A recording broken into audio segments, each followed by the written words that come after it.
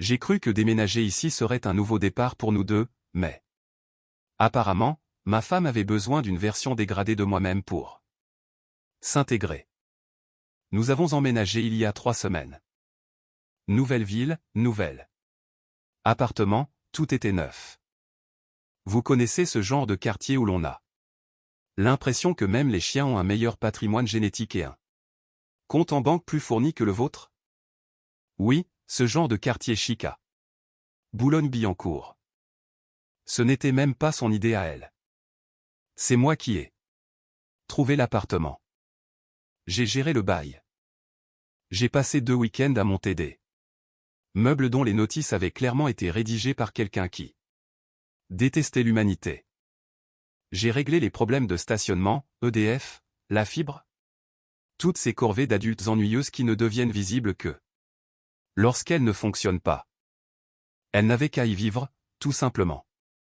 Au début, c'est ce qu'elle a fait. Elle était un peu silencieuse, un peu mal à l'aise, marchant comme si elle n'était pas sûre d'avoir le droit de toucher aux objets. Elle se comparait à ces femmes qui ont l'air de se réveiller déjà parfaitement coiffées. Je n'y ai pas prêté attention. Un nouvel environnement demande du temps. Tout le monde ici a l'air si parfait, a-t-elle dit un soir, en faisant défiler une discussion de groupe local sur WhatsApp où elle avait été ajoutée. Ils ont juste eu plus de temps pour faire semblant, lui ai-je répondu. Donne-toi un mois. Elle a souri. Pas totalement convaincue, mais assez. C'était avant les voisines. Le premier contact a eu lieu dans l'ascenseur. Elle était 3. Des cheveux impeccables, des manucures parfaites. Cette sorte d'assurance décontractée qui ne l'est pas vraiment, mais qu'elle pratique depuis assez longtemps pour qu'elle le paraisse. Julie s'est redressée dès qu'elles sont entrées. C'était subtil, mais j'ai remarqué la façon dont elle a ajusté sa posture. La façon dont sa voix est montée d'un demi-ton quand elle a dit « Bonjour ». Elles se sont présentées. Des prénoms que j'ai oubliés immédiatement. Parce qu'ils sonnaient tous comme s'ils sortaient d'un profil LinkedIn de luxe. Il y a eu des banalités. D'où venez-vous? Que faites-vous? Comment trouvez-vous le quartier? J'ai répondu comme un être humain normal. Julie a répondu comme si elle passait une audition. Oh, nous venons de nous installer. C'est encore un peu d'adaptation, a-t-elle dit avec ce petit rire complexé. Comme si elle s'alignait déjà sur elle. L'une des femmes, grande, blonde, avec le genre de sourire qui donne l'impression de vous passer au scanner, a penché la tête. Vous vous y habituerez, a-t-elle dit. Il suffit de fixer vos standards. Sinon, les hommes vous marchent dessus. Elle l'a dit légèrement, comme une blague, mais ce n'en était pas une. J'ai vu la façon dont Julie a hoché la tête. Elle n'a pas ri, elle n'a pas balayé la remarque, elle a hoché la tête comme si on venait de lui remettre un manuel de survie sociale. Nous sommes sortis de l'ascenseur, nous nous sommes dit au revoir et sommes rentrés. La porte était à peine fermée derrière nous qu'elle a dit, elles ont l'air sympas. Sans doute ai-je répondu. Si tu aimes les gens qui parlent d'eux-mêmes comme s'ils étaient leur propre podcast. Elle a esquissé un sourire, mais il n'était pas aussi complice que d'habitude. Je pense qu'elles savent juste ce qu'elles veulent, a-t-elle ajouté. Ouais, ai-je répliqué, surtout que les autres soient d'accord avec elle. Elle n'a pas répondu.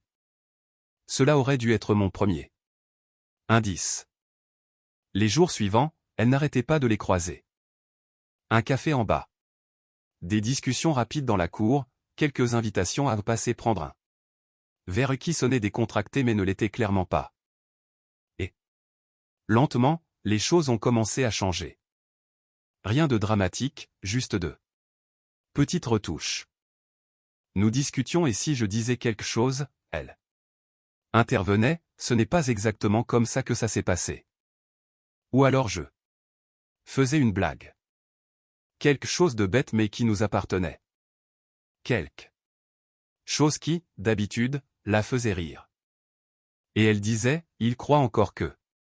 C'est drôle, avec un sourire. Toujours avec un sourire, comme si c'était inoffensif. Comme si je devais entrer dans son jeu. La première fois, j'ai laissé passer. La deuxième fois, j'ai haussé un sourcil. À la troisième, j'ai commencé à remarquer un schéma. Ce n'était pas ce qu'elle disait, c'était pour qui elle le disait. Parce qu'à chaque fois que ces petits commentaires sortaient, ses yeux glissaient sur le côté pour vérifier les réactions. Et chaque fois que l'une d'elles souriait ou donnait ce signe subtil d'approbation, Julie s'illuminait. Un soir, nous les avons encore croisées dans la cour. Elle était assise autour d'une de ces tables d'extérieur, verre à la main, parlant de je ne sais quoi de coûteux. Julie a été invitée à s'asseoir. Je me suis joint à eux parce que, voyez-vous, j'habite là aussi. À un moment donné, l'une d'elles a demandé ce que je faisais dans la vie. Je lui ai répondu. Simplement. Avant même que j'aie fini ma phrase, Julie s'est penchée légèrement. Il n'est pas vraiment comme les hommes d'ici, a-t-elle dit en riant doucement. C'était là. Pas vraiment comme les hommes d'ici. J'ai tourné la tête. Lentement.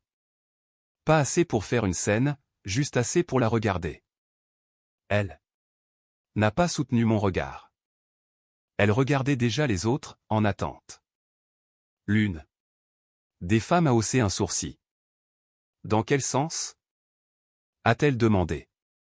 Et Julie, ma femme, qui me défendait autrefois dans des disputes dont j'ignorais même faire partie, a haussé les épaules. Il est juste différent. Ce mot portait tout le poids de la conversation. Ils disaient tout sans rien dire, et elles ont toutes compris. Il y a eu des sourires polis, légèrement amusés. La conversation a continué, mais quelque chose est resté. Je n'ai rien dit, pas là, pas devant elle, parce que ce n'est pas comme ça qu'on gagne ces moments-là. On ne se bat pas pour sa dignité dans une pièce où les gens parient déjà contre vous. Plus tard dans la nuit, de retour à l'appartement, j'étais appuyé contre le comptoir de la cuisine pendant qu'elle faisait défiler son écran. Tu dis souvent ça c'est. Dernier temps, ai-je lancé. Elle n'a pas levé les yeux. Dire quoi? Que je suis différent. Elle a laissé échapper un petit rire. Mon Dieu, on va vraiment faire ça? Faire quoi? Analyser chaque mot que je prononce. J'ai penché la tête. Ce n'était pas une réponse. Elle a soupiré, posant enfin son téléphone. Je ne voulais rien dire de mal, a-t-elle dit. Tu n'es juste pas comme eux. Pas comme. Qui? Les hommes ici. Et c'est une mauvaise chose? Je n'ai pas dit ça. Tu n'avais pas besoin de le dire. Il y a eu un silence. Pas un silence dramatique, juste assez long pour sentir le décalage. J'essaie juste de m'intégrer, a-t-elle avoué. Voilà. Ce n'était pas une excuse, c'était une justification. J'ai hoché la tête lentement. D'accord, et c'est moi qui sers de variable d'ajustement. Elle a croisé les bras. Tu en fais toute une montagne. Non, ai-je dit calmement, je remarque juste que ça existe. Ça a fait mouche. Pas violemment, mais assez. Elle n'a pas argumenté davantage, a repris son téléphone. Comme si la conversation était expirée. Mais elle ne l'était pas parce qu'à ce stade, je ne devinais plus, je comprenais le jeu. Elle n'essayait pas de devenir quelqu'un de meilleur, elle essayait de devenir quelqu'un d'acceptable, et apparemment, je ne faisais pas partie de cette version-là. Ce qu'il y a avec le fait d'être transformé en plaisanterie, c'est que cela n'arrive presque jamais. D'un coup. Personne n'entre dans une pièce en pointant du doigt et en annonçant, mesdames et messieurs, ce soir commence le démantèlement public de la dignité de cet homme. Non, ça commence par un assaisonnement. Une petite Pincée de l'île est tellement vieille école, une touche de l'île ne comprend pas. Vraiment ces choses-là, une petite garniture de l'île est comme ça, c'est tout. Avant que vous ne vous en rendiez compte, vous n'êtes plus une personne, vous êtes un gag récurrent. Et Julie commençait à être très à l'aise avec son nouveau répertoire. Quelques jours après l'épisode de la cour, elle est rentrée d'un café avec les voisines avec une énergie étrange. Pas vraiment heureuse. Plutôt comme si elle venait de suivre un atelier intitulé « Comment se forger une personnalité en l'empruntant à des femmes riches ». Elle a jeté son sac sur la chaise et a dit « On devrait organiser quelque chose ». J'ai levé les yeux du carton que j'étais en train de découper. Oui, nous avions encore des cartons. Parce qu'un déménagement n'est pas un événement, c'est une malédiction qui se déroule en plusieurs chapitres. Organiser quoi? Ai-je demandé. Une petite soirée, des verres, rien de fou. J'ai jeté un coup d'œil autour de moi. Il y avait encore une lampe posée au sol parce que je n'avais pas encore monté la table d'appoint. Un mur était décoré et l'autre affichait un vide émotionnel total. Rien ne dit le bienvenu chez nous comme un salon à moitié fini et un carton mystérieux étiqueté salle de bain qui contient bizarrement des câbles HDMI. Elle a ignoré mon regard. Je suis sérieuse, a-t-elle dit, ce serait bien. Pour nous. On a besoin de connaître les gens ici. J'ai posé le carton à plat. Contre le mur. D'accord, on peut recevoir. Son visage s'est éclairé, puis est passé immédiatement en mode gestion de projet. D'accord, mais on doit faire ça. Proprement. Proprement. Un mot qui, venant de ma femme, signifiait autrefois. N'oublions pas les serviettes en papier. Maintenant, cela sonnait comme un rebranding d'entreprise. Pendant la semaine suivante, elle a traité ce petit apéro dînatoire comme si nous recevions des diplomates étrangers et qu'un mauvais choix de fromage pouvait déclencher une guerre. Elle a fait des listes. Elle a changé les listes, elle a fait des listes pour les listes. À un moment, je l'ai vu fixer 3 sortes d'olives différentes comme si l'une d'elles l'avait personnellement trahi. On a vraiment besoin de tout ça, ai-je demandé. Elle n'a pas levé les yeux. Oui, ce sont des voisins, pas une inspection royale. Tu ne comprends pas. Cette phrase revenait souvent. Tu ne comprends pas. C'était devenu son nouveau refrain.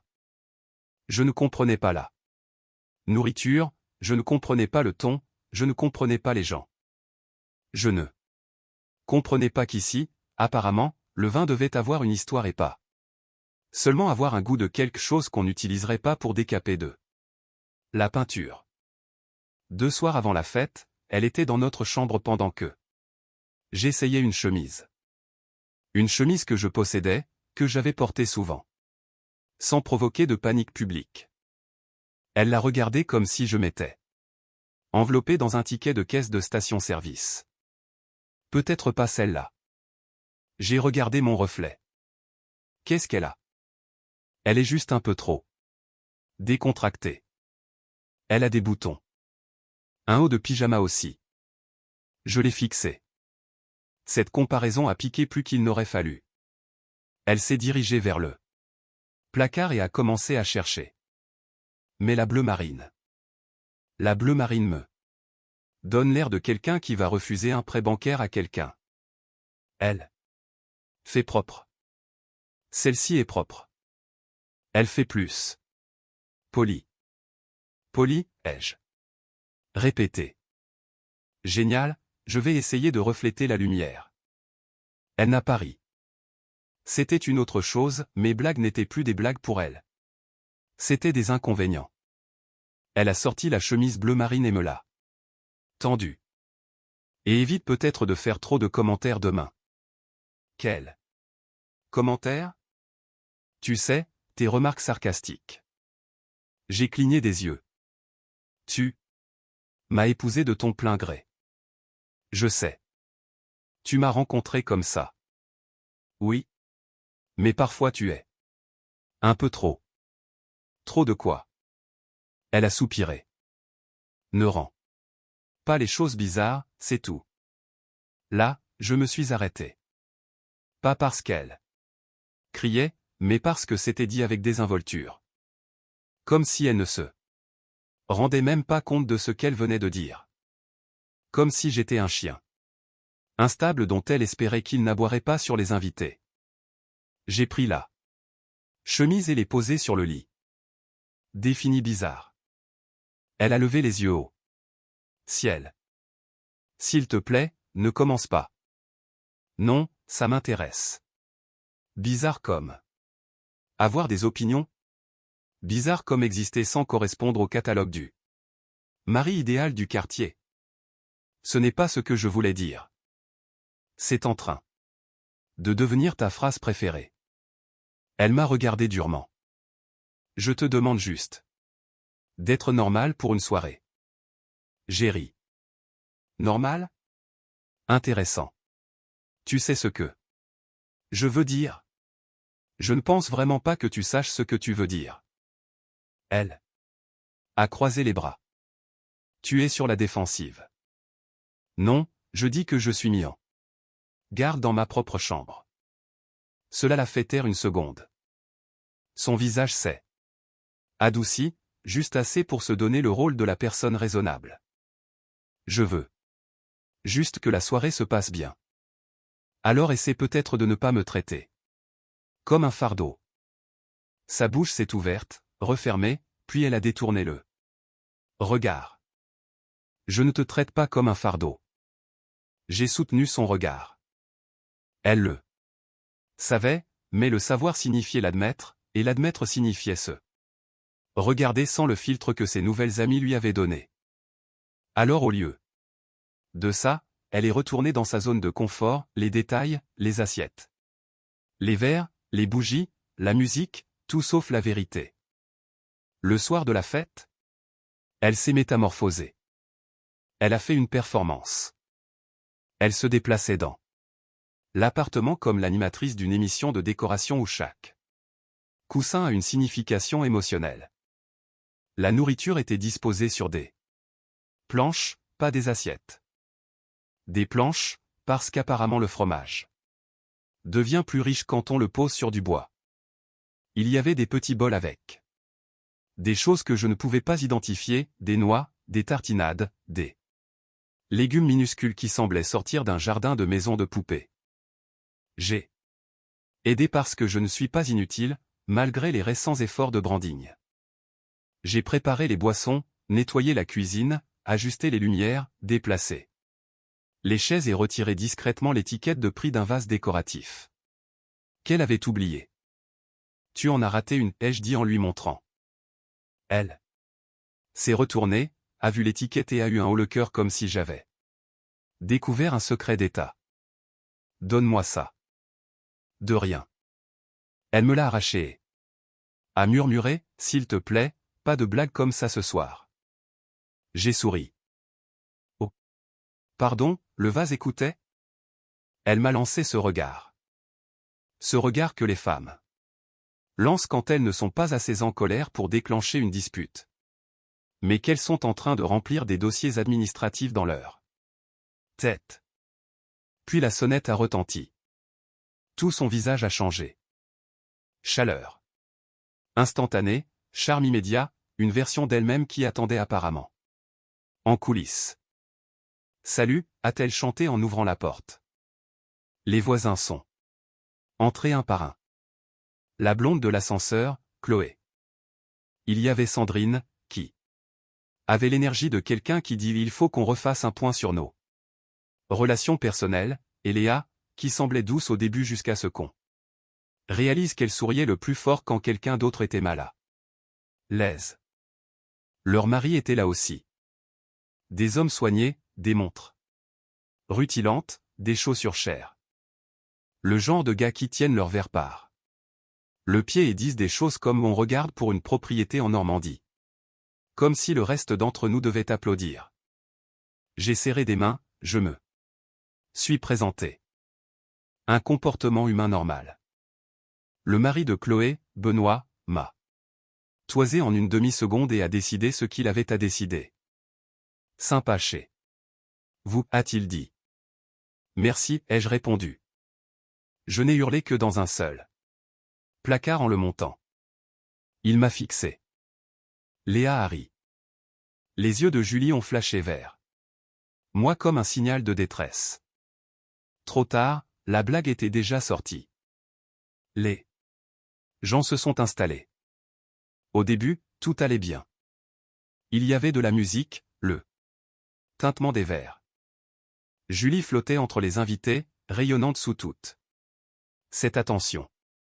Et je l'avoue, une partie de moi était contente pour elle. C'est le côté agaçant quand on aime quelqu'un, même quand il agit comme s'il était possédé par un syndic de copropriété, on se souvient de la personne qu'il y a en dessous. Je la regardais rire avec eux, se détendre, se sentir incluse. Et pendant un moment, j'ai pensé que j'avais peut-être été trop dur. Peut-être que c'était juste de l'insécurité. Peut-être que les petits commentaires étaient des tentatives maladroites de s'adapter. Peut-être que ce soir prouverait qu'elle pouvait s'intégrer sans me rabaisser pour le faire. Puis Benoît a demandé comment nous avions atterri ici.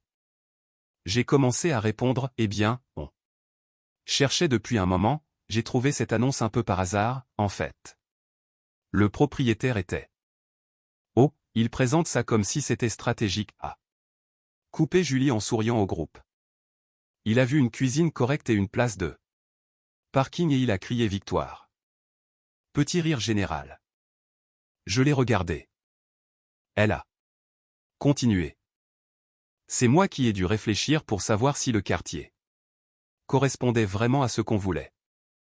C'était intéressant parce qu'elle avait vu l'appartement pour la première fois après que j'avais déjà tout sélectionné, organisé les visites, parlé aux proprios, comparé les prix, vérifié les temps de trajet, fait les recherches sur la sécurité et accompli toutes les tâches logistiques peu glamour qui empêchent la vie de s'effondrer.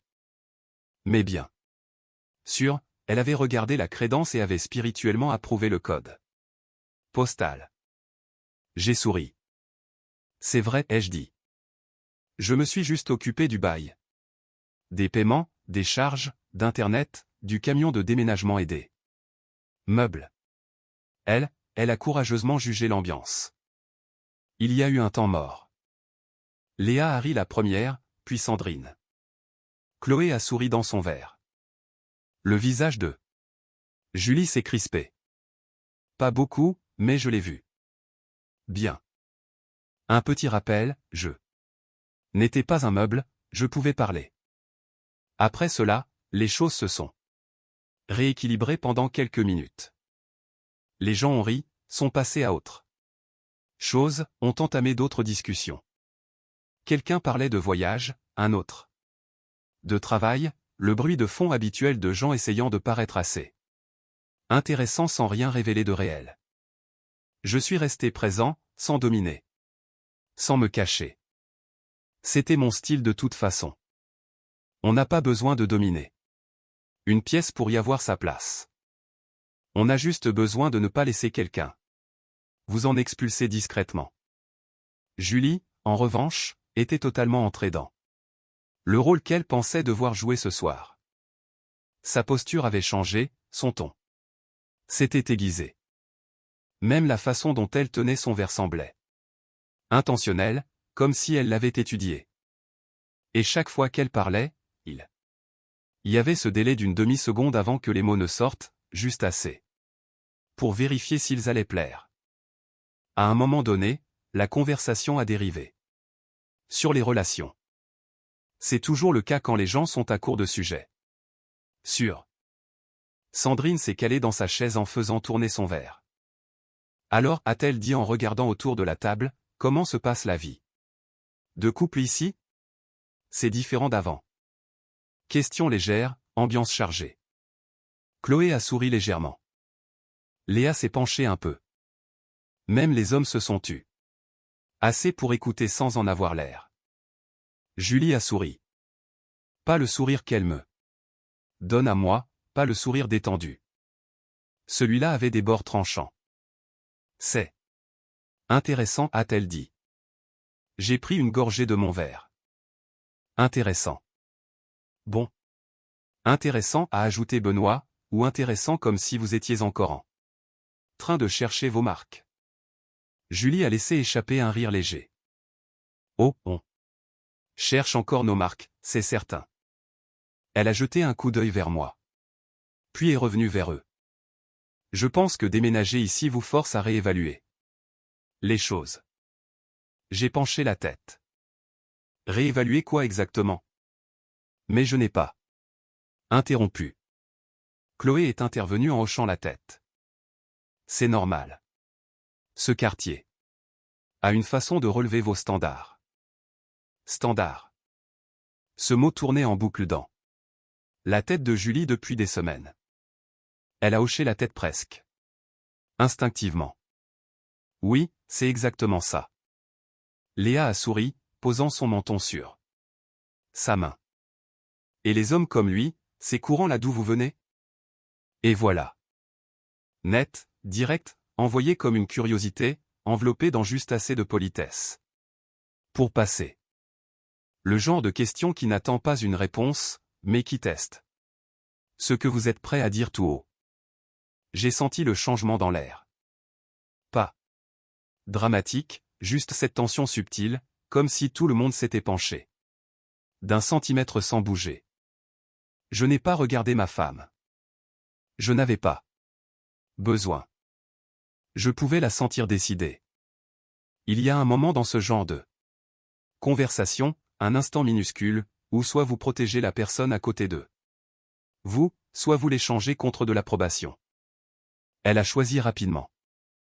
Elle a souri, a pris une inspiration et a dit « Je ne pensais pas que je finirais avec quelqu'un comme lui. » Doux, presque enjoué, comme si ce n'était pas censé blesser, comme si c'était juste une observation. Il y a eu une brève pause, puis quelques rires légers. Rien d'explosif, juste assez. Assez pour porter, assez pour marquer. J'ai posé mon verre avec précaution. Pas parce que j'étais en colère, mais parce que la précision compte dans ces moments-là. J'ai enfin croisé son regard. Elle ne me regardait pas. Elle les regardait. Elle attendait, et ils lui ont donné ce qu'elle voulait, les sourires, les réactions, l'approbation subtile. Cette petite récompense sociale qu'elle avait chassée toute la nuit. C'est là que j'ai compris totalement. Pas le fait qu'elle l'ait dit, mais le fait qu'elle en avait besoin pour que ça marche, qu'elle avait besoin qu'il la voie d'une certaine façon, même si cela signifiait m'ajuster moi pour coller au récit. J'ai laissé le silence s'étirer juste un peu plus que nécessaire. Pas assez pour que ce soit gênant, juste assez pour que ce soit remarqué. Puis j'ai repris mon verre, j'ai pris une gorgée et je l'ai reposé. D'accord, ai-je dit calmement. Petite remise à zéro. La pièce a basculé. Les conversations se sont arrêtées, les yeux se sont tournés vers moi. Julie a cligné des yeux, prise de court. Je me suis calé dans mon siège. Détendu, comme si je n'allais rien dire d'important, ce qui, ironiquement, a donné plus de poids à mes mots. On a emménagé ici il y a 3 semaines, ai-je dit. Simple, neutre. J'ai trouvé cet endroit, j'ai tout installé, j'ai géré le déménagement. Je n'ai pas pressé le débit, j'ai laissé les mots se poser les uns après les autres. Aucune émotion, juste des faits. Quelques-uns des hommes ont hoché la tête légèrement. Puis j'ai regardé autour de la table. Pas agressivement, juste directement. Et je ne suis pas une chute de plaisanterie. Pas de sourire, pas d'agacement, juste de la clarté. Le genre de clarté qui n'a pas besoin de hausser la voix. Silence. Un vrai silence cette fois. Celui que personne ne se précipite pour combler. Le visage de Julie a changé. Pas de façon spectaculaire, mais le masque est tombé une seconde. Juste une seconde. Assez. Pour voir la personne en dessous réaliser que quelque chose était sorti du script. Chloé a baissé les yeux vers son verre. Sandrine a bougé sur sa chaise. Le sourire de Léa n'a pas disparu, mais il s'est figé. Benoît s'est raclé la gorge comme s'il allait dire quelque chose, puis a renoncé. Bonne décision. J'ai repris mon verre, une autre gorgée, puis comme si de rien n'était, enfin. Bref, ai-je dit en faisant un geste vers la pièce, bienvenue chez nous. Ça a brisé la glace. La conversation a repris, plus lente au début, plus prudente. Mais elle a repris parce que c'est ce que font les gens quand quelque chose de réel transperce leur petit théâtre social, ils contournent et continuent. Julie n'a plus beaucoup parlé. Elle est restée polie, a hoché la tête, a souri. Quand il le fallait, mais quelque chose avait basculé. Elle ne menait plus la danse, elle recalibrait. Le reste de la soirée s'est déroulé sans autre incident. Plus de commentaires, plus de blagues à mes dépens, plus de il est différent. Juste un territoire neutre, ce qui, honnêtement, était tout ce dont j'avais besoin. Finalement, les gens ont commencé à partir. Des au revoir polis. De légères bises, des promesses de refaire ça bientôt, ce qui statistiquement signifie on se croisera par accident dans l'ascenseur et on fera semblant que ça compte. Chloé s'est arrêtée à la porte, a lancé à Julie un regard que je n'ai pas pu interpréter totalement.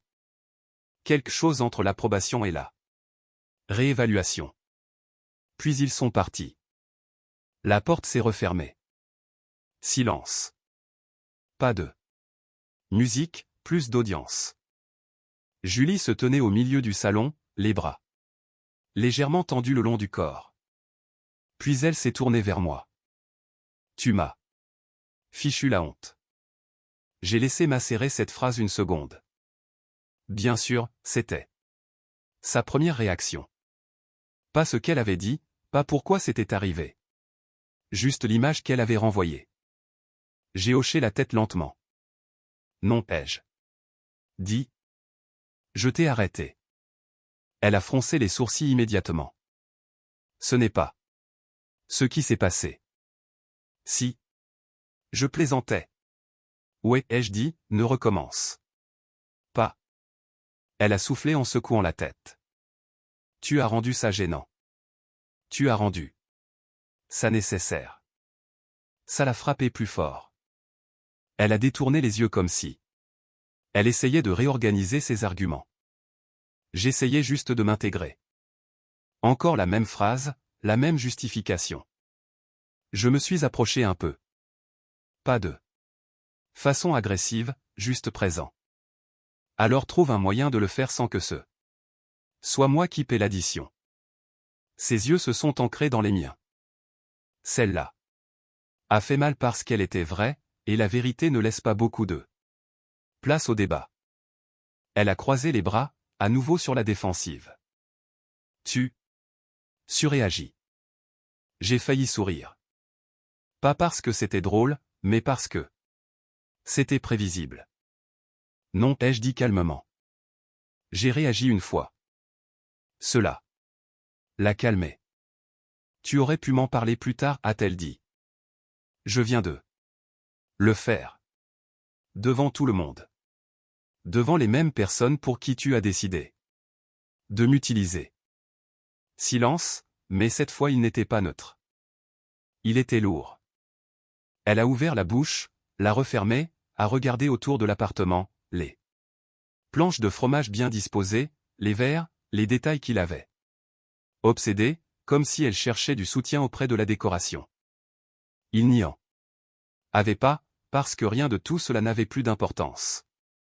Finalement. Elle a dit doucement, tu ne comprends pas à quel point c'est dur pour moi. J'ai expiré lentement. Je comprends exactement ce que c'est, ai-je dit. Tu veux appartenir à cet endroit. Elle n'a pas nié. Tu as juste choisi une très mauvaise méthode pour y arriver. Ses yeux se sont baissés. Je n'ai pas insisté. Je n'avais pas besoin de gagner le débat, l'important était de redéfinir les règles, et c'était fait. Le silence qui a suivi n'était pas bruyant. Les gens Imagine toujours la tension comme quelque chose d'explosif, des cris, des portes qui claquent. Mais ce n'est pas comme ça que ça marche d'habitude. Quand quelque chose compte vraiment, le changement ne s'annonce pas avec fracas. Il s'installe juste silencieusement, comme si l'air était devenu un peu plus dense et que personne ne voulait respirer trop fort en premier. Elle n'a rien dit d'autre cette nuit-là. Moi non plus. Nous avons rangé côte à côte, mais pas vraiment ensemble. Elle ramassait les verres pendant que j'essuyais la table. Elle empilait les assiettes, je sortais les poubelles. Tout était coordonné d'eux. La façon dont deux personnes qui se connaissent bien peuvent bouger l'une autour de l'autre sans se parler. Mais il n'y avait aucune chaleur. À un moment, nous avons tous les deux tendu la main vers la même bouteille sur le comptoir. Sa main a hésité avant de se retirer. Vas-y, a-t-elle dit doucement. Je la prends, merci. C'était toute notre interaction. Court, poli, distant. On aurait dis-moi un couple qui finit une soirée et plus deux collègues terminant un service dont aucun ne veut parler. Nous sommes allés nous coucher à des moments différents. Elle est partie en premier. Je suis resté dans le salon un peu plus longtemps, sans rien faire de spécial, juste assis avec la télé allumée pour remplir l'espace sans vraiment regarder. Je n'étais pas en train de rejouer la soirée comme une autopsie dramatique. Je vérifiais juste, je m'assurais que je n'avais pas dépassé les bornes, que je n'avais pas dit quelque chose que je ne pensais pas. Ce n'était pas le cas. Quand je suis allé me coucher, elle était allongée sur le côté, tournant le dos à ma place, mais elle ne dormait pas. Je me suis allongé de mon côté, laissant cette même distance invisible entre nous. Pas de bonne nuit. Pas de tentative de réparer quoi que ce soit. Juste le silence. Le lendemain matin semblait normal, du moins en surface. Elle était déjà dans la cuisine quand je suis arrivé, le café était prêt, son téléphone a la main comme n'importe quel autre jour. Salut, a-t-elle dit sans lever les yeux tout de suite. Salut. Je me suis versé un café et je me suis assis en face d'elle. Elle continuait de faire défiler son écran. J'ai pris quelques gorgées, attendant les banalités habituelles que les gens disent quand ils sont à l'aise ensemble. Elles ne sont pas venues. Après un moment, elle a levé les yeux. Tu veux des œufs? Non, ça va. D'accord. Et c'était tout. Pas de suite, pas de remplissage, juste un calme qui ne semblait pas accidentel, et je n'ai pas essayé de le combler. Il y a un instinct naturel qui pousse à arrondir les angles quand on sent un malaise, à lancer une blague, à entamer une conversation au hasard pour faire semblant que tout va bien jusqu'à ce que ce soit le cas. Mais cela ne marche que quand rien n'est vraiment cassé. Là, quelque chose l'était. Alors j'ai laissé le silence, pas comme une punition, pas pour marquer un point, mais juste parce que je n'allais pas effacer ce qui s'était passé en faisant semblant. La journée a continué ainsi. Nous partagions le même espace, les mêmes routines, mais sans la fluidité habituelle. Ce n'était pas hostile, et ce n'était pas froid de façon évidente. C'était juste prudent. Ce soir-là, elle a fait le premier pas. J'étais dans la cuisine en train de préparer quelque chose quand elle est entrée et s'est appuyée légèrement contre le comptoir comme elle le faisait avant pour lancer une discussion. Chloé m'a envoyé un SMS, a-t-elle dit. Je n'ai pas arrêté mon geste. Ah oui? Elle a dit que la soirée d'hier était vraiment sympa. C'est bien. Elle a dit que l'appartement était superbe. J'ai hoché la tête. C'est le cas. Il y a eu une petite pause, comme si elle décidait de continuer ou non. Puis elle a ajouté, et elle a dit que tu avais l'air intéressant. Je me suis arrêté une seconde, juste assez pour accuser réception, puis j'ai continué. Intéressant comment? Elle n'a pas précisé. Pratique. Elle a laissé échapper un petit soupir. Je pense qu'elle le pensait de façon positive. Je n'en doute pas. Je n'ai pas levé les yeux. C'était ça le point crucial, ne pas la rejeter, mais ne pas entrer dans la conversation selon ses termes à elle. Elle testait le terrain, essayait de ramener les choses vers quelque chose de léger, de gérable. Je n'allais pas suivre cette version de la discussion. Après quelques secondes, elle s'est redressée. D'accord, a-t-elle dit doucement, avant de quitter la pièce. Les 2 jours suivants ont suivi le même schéma. Elle ne forçait pas, faisait juste de petites tentatives, me demandait si je voulais regarder un film, faisait des remarques légères, laissait de l'espace pour que je reprenne mon rythme habituel. Et je ne l'ai pas repoussé, j'ai juste refusé de prétendre que nous étions déjà revenus à la normale. Un soir, nous nous sommes retrouvés sur le canapé ensemble. Elle a mis une série, quelque chose que nous aurions probablement regardé ensemble une semaine plus tôt sans y penser. Nous étions assis à chaque extrémité, pas délibérément, mais pas par hasard non plus. À un moment donné, il y a eu un truc drôle à l'écran. Elle a ri un peu, puis m'a regardé comme elle le faisait avant, attendant que je réagisse avec elle. Je ne l'ai pas fait, pas pour être méchant, je n'étais juste pas dedans. Elle l'a remarqué et au lieu d'insister, elle s'est retournée vers l'écran. La distance est restée. Le 3e jour, elle a essayé d'aborder le sujet directement. Je sortais, mes clés à la main, quand elle a dit « et ». J'ai levé les yeux. Elle a hésité un instant, cherchant ses mots. Est-ce qu'on va bien? C'était une question simple, mais elle portait tout ce qu'elle n'avait pas dit depuis plusieurs jours. J'ai pris une seconde avant de répondre. On est différent. Son expression s'est crispée. Ce n'est pas vraiment une réponse. Si, ça l'est. Elle a croisé les bras, pas de façon agressive, plutôt comme si elle avait besoin de se tenir à quelque chose. Je n'aime pas ça. Je n'ai pas aimé la semaine dernière non plus. Ça a porté. Elle a expiré lentement. Est-ce que tu vas continuer à être comme ça? Comme quoi? Distant. J'ai secoué la tête. Je ne suis pas distant. Je n'ignore pas ce qui s'est passé, c'est tout. Ça ne veut pas dire qu'on doit se comporter comme des étrangers. Je ne me comporte pas comme un étranger, ai-je dit calmement. Je refuse juste de faire comme s'il ne s'était rien passé. Elle a soutenu mon regard un moment, essayant de comprendre où nous en étions, ce qui était encore permis et ce qui ne l'était plus. D'accord, a-t-elle fini par dire. J'ai hoché la tête et je suis parti. Quand je suis revenu plus tard, l'atmosphère de l'appartement était différente. Elle était assise à la table, avec son ordinateur, en train de travailler. Pas de bruit de fond, pas de distraction, juste concentrée. Salut, a-t-elle dit quand je suis entré. Salut. J'ai posé mes clés, retiré ma veste. Puis elle a dit, j'ai réfléchi à ce que tu as dit. J'ai écouté sans l'interrompre. Je n'avais pas réalisé que je faisais ça, a-t-elle continué. Pas à ce point-là.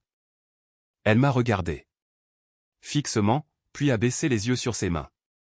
C'est juste. J'avais l'impression que je devais être au niveau. Au niveau de quoi? D'elle. De cet endroit, de la façon dont les gens agissent ici. Et ça passait par le fait de me rabaisser. Je n'ai pas vu ça comme ça. C'est bien là le problème.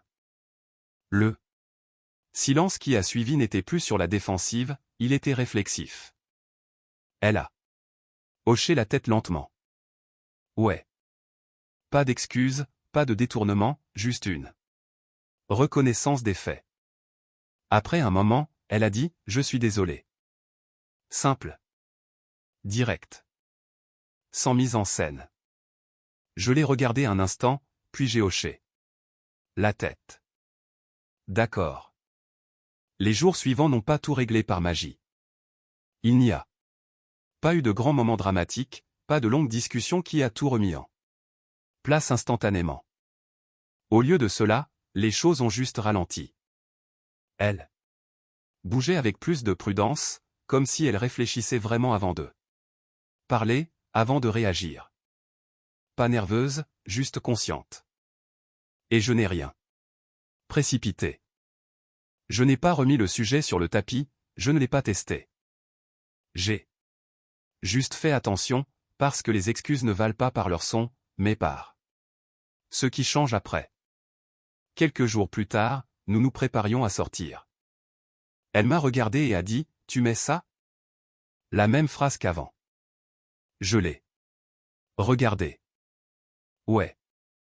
Il y a eu une brève pause. Puis elle a hoché la tête. D'accord. Pas de correction, pas de suggestion, pas de réécriture subtile. Un petit moment, mais c'était là que tout avait commencé. En sortant, nous les avons encore croisés. Dans l'ascenseur, évidemment. Chloé et Benoît. Puis Léa est entrée derrière nous, souriante comme toujours, amicale mais observatrice. « Salut » a dit Chloé. « Salut » a répondu Julie. Puis Léa a demandé, « Alors ? Vous prenez vos marques ?» Julie n'a pas couru après la réponse. Elle les a regardées, puis m'a regardé brièvement, pas pour vérifier, juste pour m'inclure. Puis elle a dit, « Bien. On trouve notre rythme. Pas de tension, pas de performance, pas de lui contre elle, juste nous. » Chloé a hoché la tête, un peu plus neutre cette fois. Benoît m'a jeté un coup d'œil. Pas de scan, pas de jugement. C'est fou comme le ton change vite quand le récit change. Leur étage est arrivé. Ils sont sortis. À plus tard, a dit Léa. Ouais, a répondu Julie. Les portes se sont fermées. On a continué de descendre en silence, mais cette fois il n'était pas pesant. C'était différent, a-t-elle dit. Ouais. Je n'ai pas eu l'impression de devoir prouver quoi que ce soit. Elle m'a regardé, le regard assuré cette fois. Je ne veux plus refaire ça. C'est agréable à entendre. Plus tard dans la soirée, nous étions de nouveau sur le canapé quand elle m'a montré un message de Chloé, « Tu t'es bien affirmé l'autre soir. » J'ai regardé Julie. Elle a souri légèrement. Je pense que c'était pour toi, ça. Probablement. Elle m'a étudié une seconde. Ça te dérange? Non, ai-je dit. Ça m'aurait plus dérangé si elle ne l'avait pas vu. Elle a hoché la tête. Ça faisait sens pour elle maintenant.